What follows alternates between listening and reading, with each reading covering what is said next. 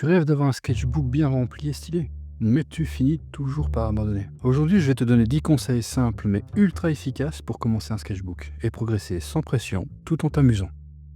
Conseil numéro 1. Achète un sketchbook bon marché. Crois-moi, si tu achètes un super beau carnet pour faire joli, tu te mettras une pression énorme dès le départ. Tu te sentiras obligé de faire de beaux dessins sur chaque page, de peur de l'abîmer.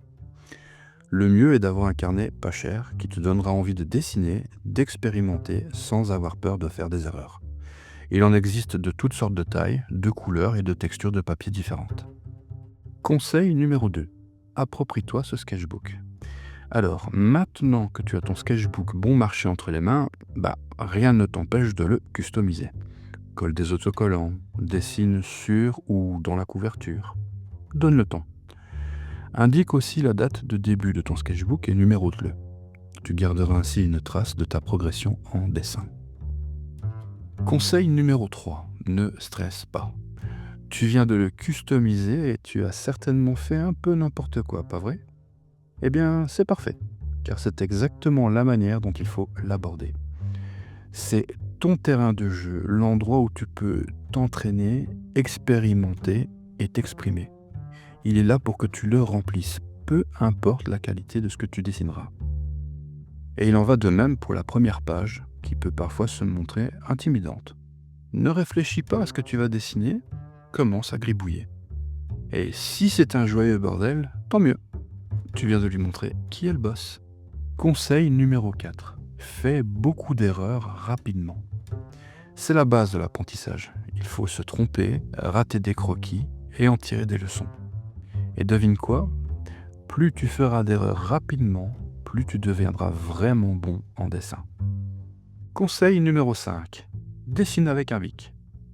C'est le meilleur moyen pour apprendre de tes dessins ratés. Parce que tu ne peux pas effacer l'encre. Ça te permettra aussi d'analyser tes croquis quand tu feras un petit tour dans tes anciens sketchbooks. Ils seront pleins d'enseignements. Conseil numéro 6. Utilise d'autres médiums. Crayon, marqueur, peinture aquarelle ou acrylique. Amuse-toi à expérimenter tout ce qui te donne envie. Je commence parfois mes dessins directement avec un gros surligneur.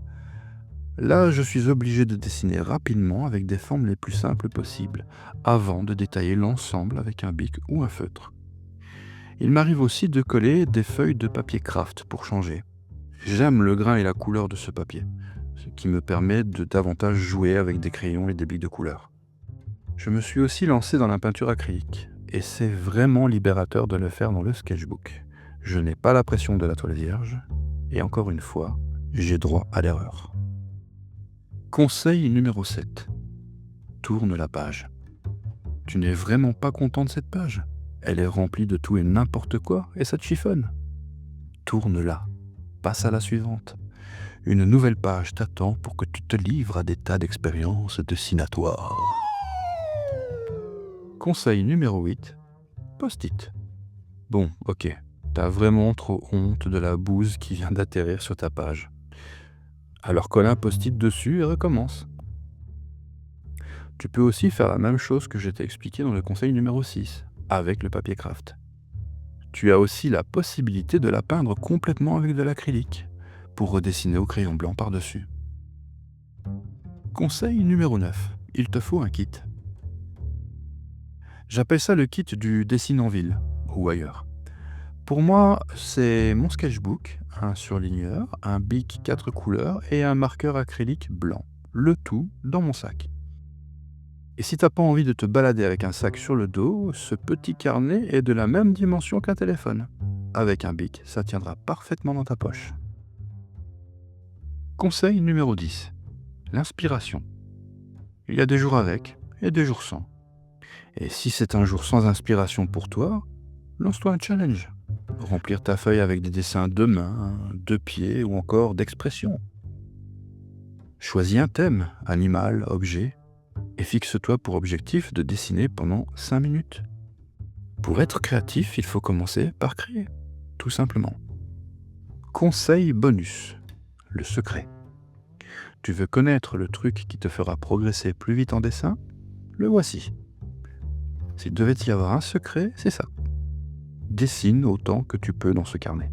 C'est ton meilleur ami dans ton apprentissage du dessin. Il ne suffit que de quelques minutes par jour pour progresser. Il ne coûte pas cher et t'apportera beaucoup de choses.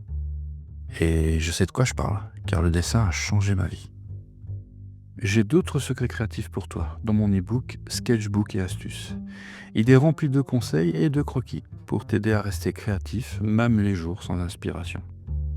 Et si tu veux aller plus loin, je propose aussi des séances de coaching personnalisées pour t'aider à avancer plus vite dans la pratique du dessin. Je te laisse les liens dans la description sous la vidéo. Et comme d'habitude, laisse-moi un petit pouce en l'air, lâche un petit commentaire et abonne-toi pour ne pas rater les prochaines vidéos. À bientôt!